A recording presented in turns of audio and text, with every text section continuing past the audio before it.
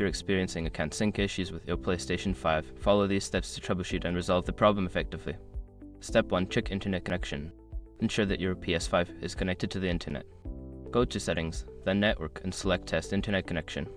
If there are issues, try restarting your router or connecting via a wired connection. Step 2. Restart your PS5. Sometimes a simple restart can resolve sync issues. Press the power button on your console to turn it off completely, wait a few moments, and then turn it back on. Step 3. Update system software. Make sure your PS5 is running the latest system software. Go to Settings, then System, and select System Software. Choose System Software Update and Settings to check for updates and install any available updates. Step 4. Relink your account.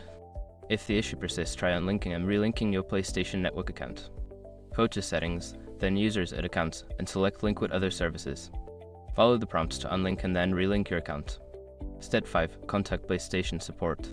If none of the above steps work, it may be time to reach out to PlayStation Support for further assistance. Visit their official website for contact options and provide them with details about your issue. By following these steps, you should be able to resolve your account sync issues on your PlayStation 5. If problems continue, don't hesitate to seek help from the support team.